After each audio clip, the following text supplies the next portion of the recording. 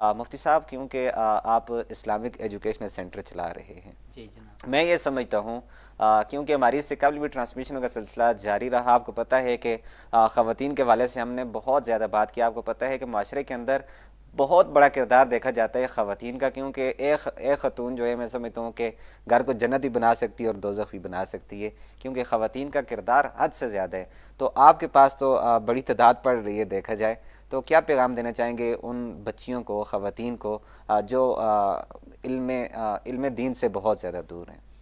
میں یہ پیغام دینا چاہتا ہوں کہ علم کا حاصل کرنا بے شک ہر مرد پر، ہر عورت پر فرض ہے. فرض ہے. اور مرد عورت کا ذکر ہے، اس میں مسلمان کا ذکر ہے ہی ہر ایک پر فرض ہے. جس طرح آپ اپنے بچے کو علم سکھاتے ہیں، اسی طرح بچیوں کی طرف بھی توجہ دیں، چونکہ یہ بھی رسول اللہ صلی اللہ علیہ وسلم کی امت میں شامل ہیں. اور آپ اپنی پیاری بیٹیاں، ذہین ٹیلنٹڈ بچیاں ہمارے ادارے میں داخل کروائیں. انشاءاللہ دینی تعلیم کے ساتھ ساتھ دنیاوی تعلیم وہ بھی انہیں دی جائے گی. اور ساتھ دنیاوی تعلیم بھی دی جائے گی. انشاءاللہ دونوں تعلیم دی جاتی ہیں.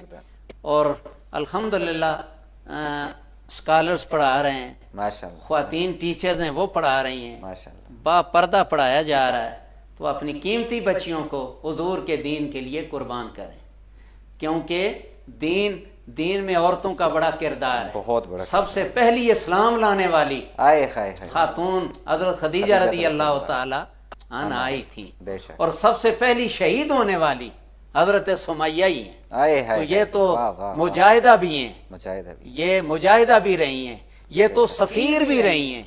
تو اگر علم دین حاصل نہیں کریں گی تو یہ کیسے قوموں کی قیادت کریں گی، خواتین کی قیادت کریں گی؟ مفتی صاحب آپ دیکھیں، یہ ایک ایسا پروسیس ہے. اگر خواتین اس وقت بچیاں ہیں، انہوں نے ماں ضرور بننا ہوتا ہے، ان کی شادیاں ہونی ہوتی ہیں، آگے ان کے بچے ہونے ہوتے ہیں. یہ ایک زندگی کا پروسیس ہے. اگر وہ اس دین کے علم کو اگر وہ حاصل کر لیں گی تو میں سمجھتا ہوں وہ اپنے بچوں کے مستقبل کو سنوار سکتی ہیں، اللہ اور اللہ کے رسول کا عشق اپنے بچوں کے اندر پیدا کر سکتی ہیں. بے شک اسلامی رنگ میں وہ اپنی اولاد کی تربیت کر سکتی ہیں. بے شک. وہ اپنی قیمتی بچیاں اسلامک ایجوکیشنل سینٹر اس میں داخل کروائیں. یہ میرا عاجزانہ سوال ہے.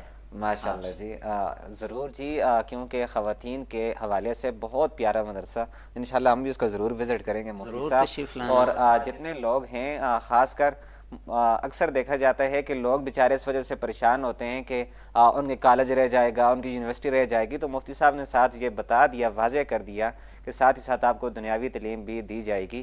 اور مزے کی بات یہ ہے، اگر بندہ حقیقی معنوں میں اسلام کو پڑھنا شروع کر دے تو نہ پھر اسے دنیاوی دور نظر آتی ہے، تو نہ دین الگ نظر آتے، دونوں پھر اس کو یکجا اکٹھی نظر آتی ہیں. مفتی صاحب آپ کا بہت بہت شکریہ، آپ وقت نکال کر تشریف لائے.